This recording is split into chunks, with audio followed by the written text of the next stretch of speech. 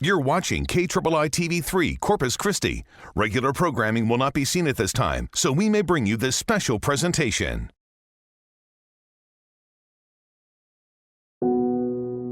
It was so loud. If you ever heard the engine of a jet, increase that by like 100 times, it seemed like. Get on the phone, text, Facebook, but make sure all your friends and family know what's headed their way.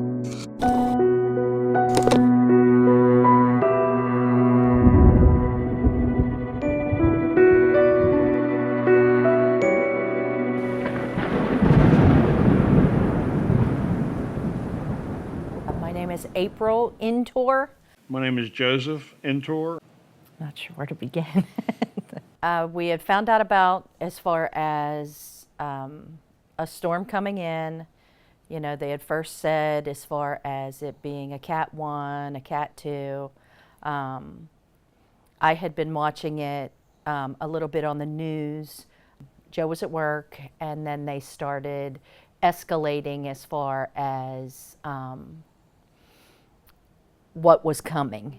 There it is, center right there. There we are. See the rain already coming in, the clouds we talked about already here. I had read through our insurance policy, and I was making sure I had everything gathered together as far as, you know, insurance, different things like that. And it had stated in our policy that we had to do everything that we could to secure and save our home, or they wouldn't pay if there was damage. So here we were trying to prepare, battening down the hatches, getting the house ready. It was into Friday morning, and we were still trying to get the house prepared. Our youngest son and his girlfriend was with us. We had asked them to go on ahead without us, and they said that they weren't going to leave without us. We were into Friday morning, still preparing for the house. We had the majority of our neighbors had left. One neighbor right up the street, they had left, and they said, we had gone 37 miles in 4 hours. You're going to get caught on the highway. And Joe and I, we looked at each other, we talked, and we're like, you know, what are we going to do? And he said, you know, with that kind of time frame, he said, we're not going to die on the highway. Our intention was to get out. We ran out of time. And that put us in a very bad spot.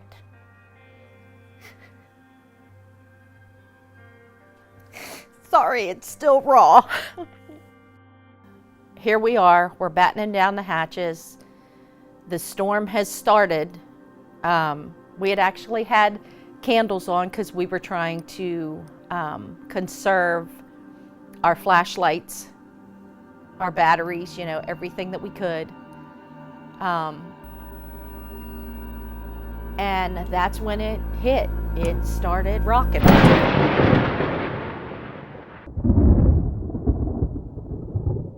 We're talking about life-threatening winds, and then on top of that, we're going to have to deal with 15 to 30 inches of rain here.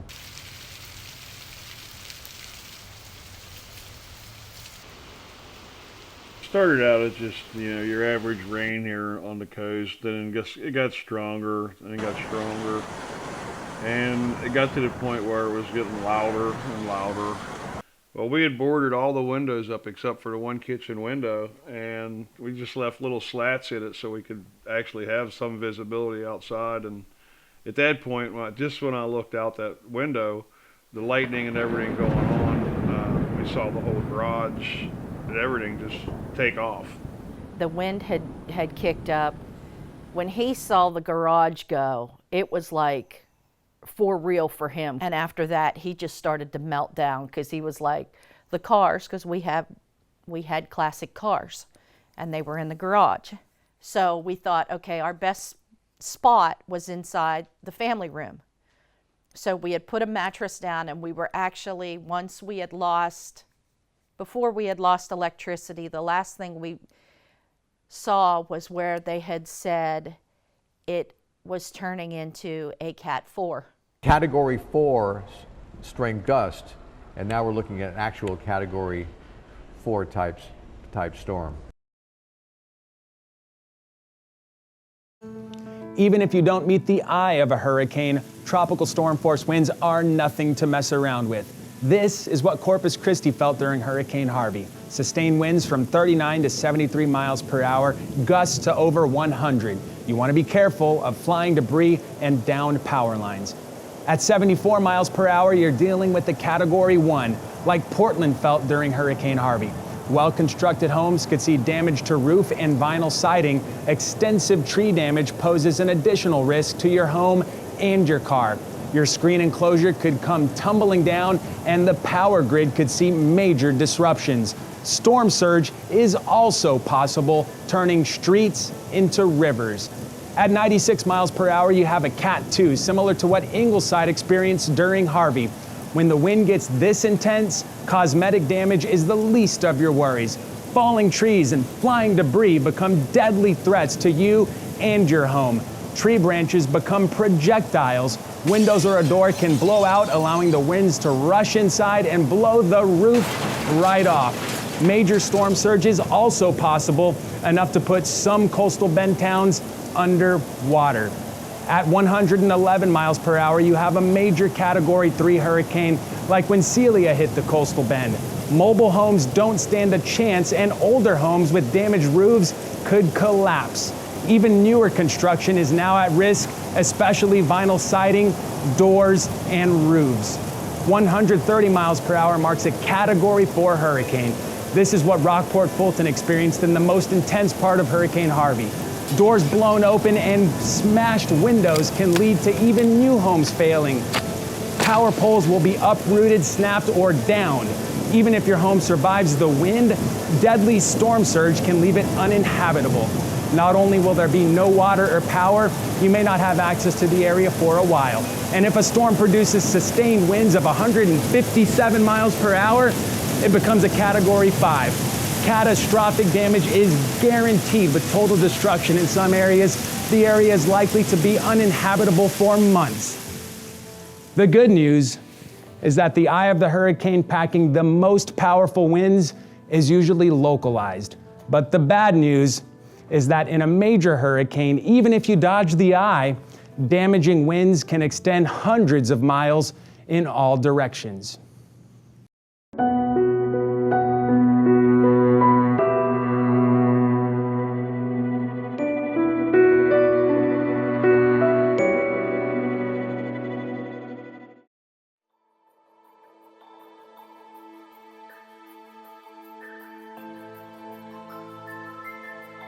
During Hurricane Harvey, it was devastating just to see the water. We grabbed our bare essentials and we walked out, and we were leaving in about waist-high water. There were roughly, let's say, 340,000 structures that were impacted. 135,000 single-family homes were flooded, 200,000 apartment units.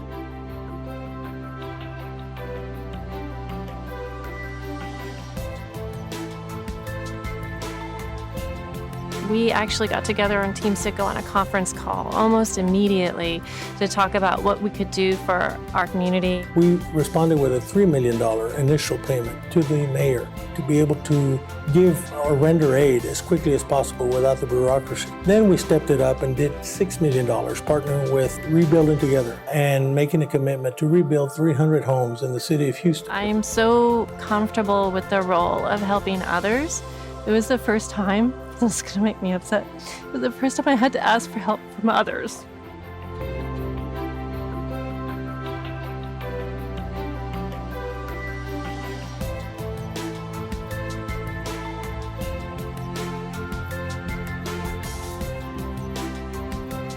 A great business is one that looks far beyond its own bottom line and looks at the bottom line of the community in which it operates and ensures that its entire community is going to prosper.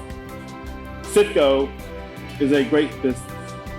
We're fortunate enough to work for a company where giving back to the community is part of our DNA.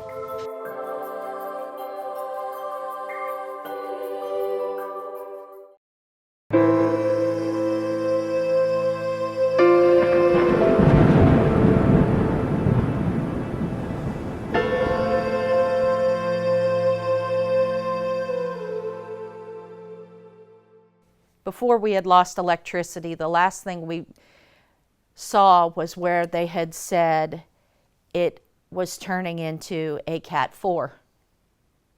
And to where they had stated, write your Social Security number down on your forearm. We didn't do that. It was at that point we decided we're going to make it through this. One way or another, we're going to make it through this. We didn't know it at the time, but half the roof had got, or big section of the roof had got blown open, and air come through and took out the ceiling in one of the bedrooms. Then it was like survivor instincts kicked in, and we started moving stuff around. One of our trees, one of our big pecan trees, it actually went down our fence line. We were able to see that, and we felt that, you know, because it was a huge tree. We were lucky it didn't come back on the house at us, because if it would have landed right where we were at. The lights are out, and you know, you're just trying to hold yourself together, keep yourself together, and that's when we looked. We grabbed their spotlights, and because we couldn't see nothing at that point, and we was shining it around because you could hear just stuff going on other than the screaming of the wind, and you could just, you know, you could feel and see the walls of the house. We were actually leaning against the wall, and it was pushing us out. All this is going on, and then the next thing we know, our big furnace unit that was in the attic fell right at our feet. And when that happened, it was like, this isn't a good plan. We're not in a good spot. What are we going to do? So we had one closet, and we had pulled stuff out of the closet. We couldn't all fit in it. We had barricaded the front door because we knew once that front door blew open, we really had problems. We jammed a mattress in the hallway, and it wasn't a big hallway. Jammed a mattress to where it looked like a tent. JJ and Stephanie crawled in underneath the mattress. And Joe and I, we were, just squished inside this closet. It was so loud. If you ever heard the engine of a jet, increase that by like 100 times, it seemed like. We were close, just like this to each other, and we couldn't hear each other. We were having to scream at the top of our lungs to try to, and then we were screaming, "Are you guys okay? Are you guys okay?" and kept checking. Because that's when the house actually started levitating and just slamming the whole house, and it's like, we're going to end up that way somewhere. The hardest part, it was hard enough knowing we're probably going to die. But to know our youngest son is right there, and his girlfriend was there, and they're our responsibility, regardless of them being adults or not. They're our responsibility. If we didn't make it, what was going to happen to them? We cried out, asking for God to save us, because it was so frightening. We all have the same cell phone service. We didn't have a signal. Our phones were black. We were to the point, oh my God, because you could feel the house lift and slam down, and the house lift and slam down. And it's like, we're gonna die. Joe and I, we said our goodbyes to one another. Stephanie, her phone come up and Facebook come up, and she had put out a distress, we need help. None of the rest of us had our cell phones. None of our cell phones worked. We checked. When she typed in, "We need help, we need to evacuate now," I don't think she got her finger off the phone, and she had an answer. When a hurricane's coming, one of the most important things you have to remember is your evacuation plan. And when you're putting together that evacuation plan, here are a few of the things you should bring with you. Those items should include photo ID, medication, toiletries, extra clothes, important papers, and cash. Decide early on where you're going to go. If you're under a mandatory evacuation, you have to leave immediately. If you're on your own to decide when to leave, you have to leave as soon as possible. Remember, the longer you wait, the more likely you are to get stuck in heavy evacuation traffic. No alternate routes. Pick different destinations in different directions just in case. The point is to get as far away from the coast as you can and as far inland as you can. The most popular route is I-37. Going north, you go through George West, Three Rivers, Pleasanton, eventually ending up in San Antonio. Another way going north is on 181. You go through Portland, Taft, Sinton, Skidmore. You go to Beeville, you get to Beeville. From there you can go any way to keep on going north. Now, if the hurricane looks like it's going north, you don't want to go that way. You want to go maybe west on 44. You go through Robstown, Banquetti, Agua Dulce, and then you get to Alice. From Alice, you can keep on going west or you can go south.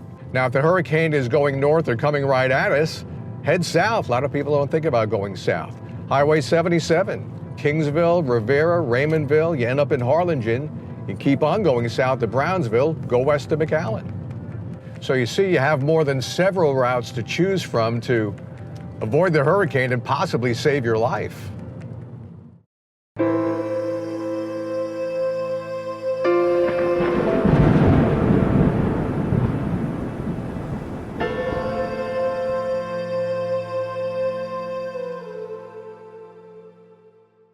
I don't consider myself a hero, and I don't think any of the people that did the work to help them consider themselves heroes. It's just what you do naturally. I mean, that was part of what I was taught all of my life from my mother and in my church work, and you help other people.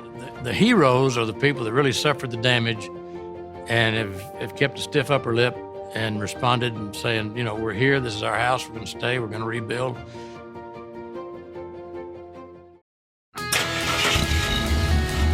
Why would you drive past other gas stations to get to one of ours?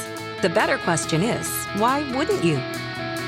At Citgo, we drive change by supporting the local communities that we're proud to call home through efforts like disaster relief, education, philanthropy, and more. Because when every tank helps fuel good, where you go matters. Go fuel good at your locally owned Citgo today. The most valuable thing in a recovery is the attitude of the people. And if there's a single strength from this entire event that I could highlight within our community, it's the attitude of the people of the city of Rockport. They have picked themselves back up and have said, okay, it's over, now let's get after it. They've just done a tremendous job. They are the heroes of Harvey.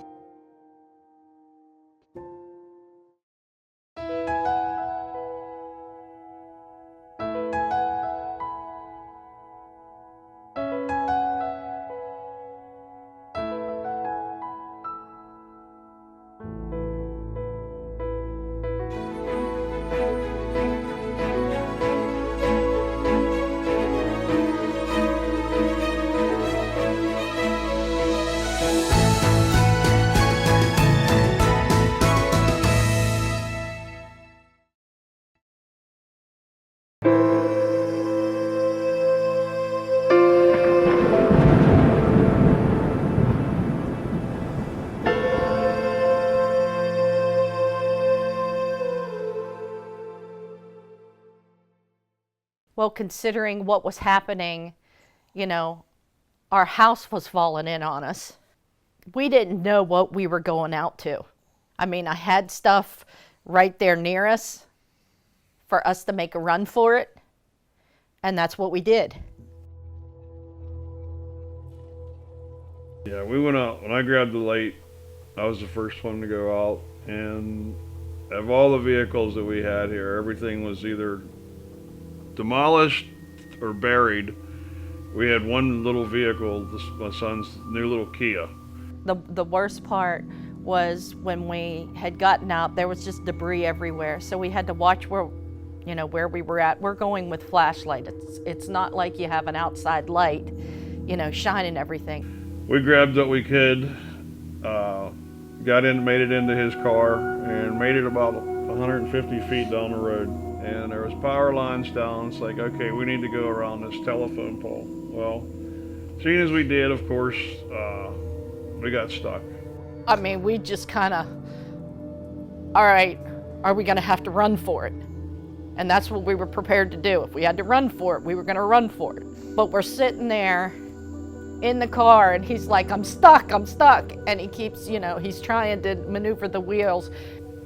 We just started rocking it, and finally he got us out. The boy was driving. He got us up on the road. We had actually came to the point, we knew we had made it back out onto 1781. The school's not that far from us. His tires were actually going flat after the fact, after we realized. You could feel stuff bumping underneath. By the time we got there, we had just stepped through the door, and the second half of the storm hit. We were exhausted, we were tired, scared. The school wasn't set up to be a shelter because they wanted everyone evacuated, but it served its purpose, and we loved that little school. It seemed like the storm just wouldn't end. It just went on and on and on. When a major storm enters the Gulf, especially a hurricane, you'll need to be prepared. While there are many items you may know of, there are some essentials you need before, during, and after a storm. And remember, everyone's situation is different, but here are some key items you're going to want to know about. Things like water, gasoline, pet supplies, a backup generator, especially plywood. We recommend plywood that's thicker than ½ an inch. After you've measured and cut out the wood accordingly, you're going to want to attach it to most, if not every window in your home. Having a family emergency plan is the first step in getting ready for hurricane season. You and your family can do it in just 1 hour. While everything we mentioned is very important, it's easy to forget the little things, like making backup copies of documents or bringing in lawn furniture that can act as projectiles, all of which can help better prepare you for a hurricane.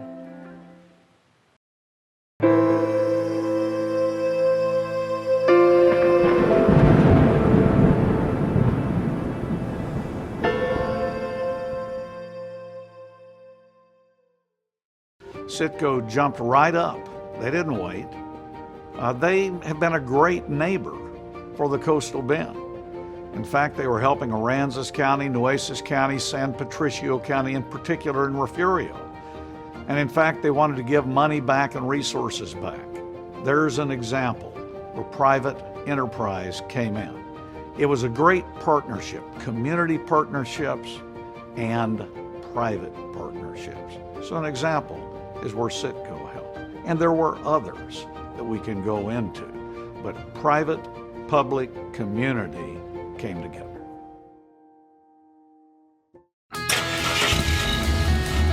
Why would you drive past other gas stations to get to one of ours? The better question is, why wouldn't you? At Citgo, we drive change by supporting the local communities that we're proud to call home through efforts like disaster relief, education, philanthropy, and more. Because when every tank helps fuel good, where you go matters. Go fuel good at your locally owned Citgo today. Hero Harvey, my 4 guys in my office that stayed with me, the volunteer fire department people, the police officers, those are the heroes. It's not the leadership. We didn't do anything but open the doors and start working for our people. And that's what we were elected to do. That's not a hero. A hero is someone who puts themselves out there because they want to be there. It's not their job. They're there to help others. And that's what all these people are. And that's all those people who came in our community. They're the heroes.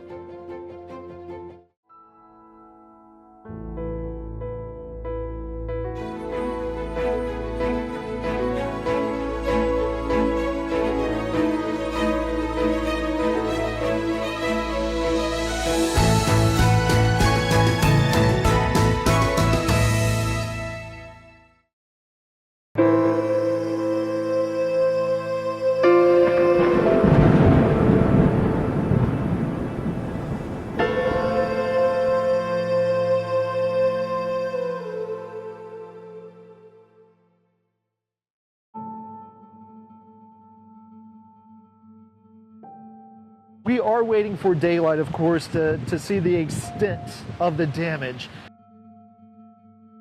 To drive in and to see the devastation, it didn't make sense.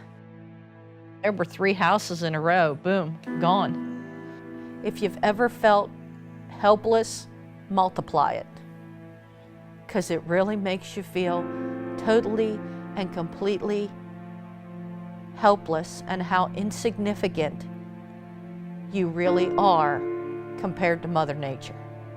If they tell you to get out, get out. We were very naive. I got a hard lesson fast. In these kind of instances, it's not worth risking it. The biggest thing is just be prepared, get informed, have a game plan, protect yourself. One of the main takes I got from April and Joseph's story is they just ran out of time. They prepared. They did everything they were supposed to do. They were keeping up with the storm, but they just ran out of time.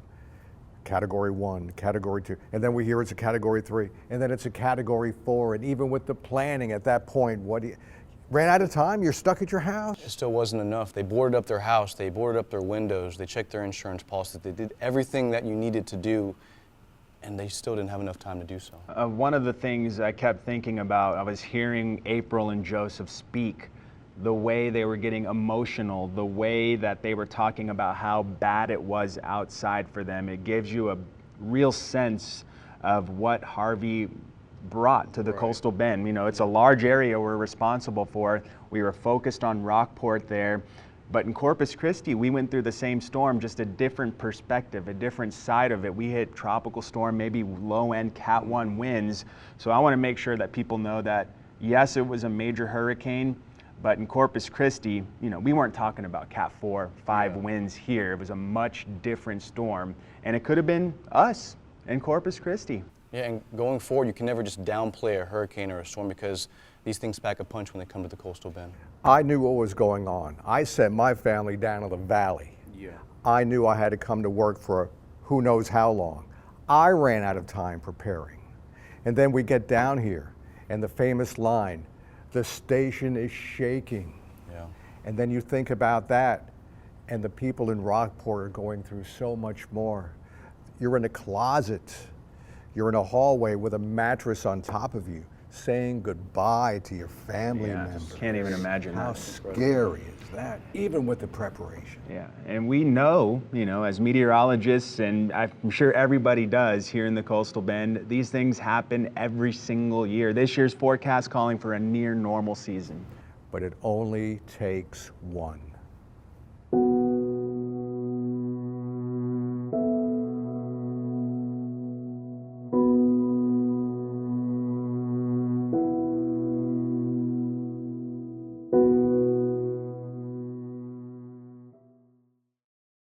This is the 3 News Weather Team's official hurricane guide. Keep it handy because it has important information you'll need before, during, and after severe weather or a hurricane. Complete with an official tracking map, evacuation routes, emergency contact information, and more.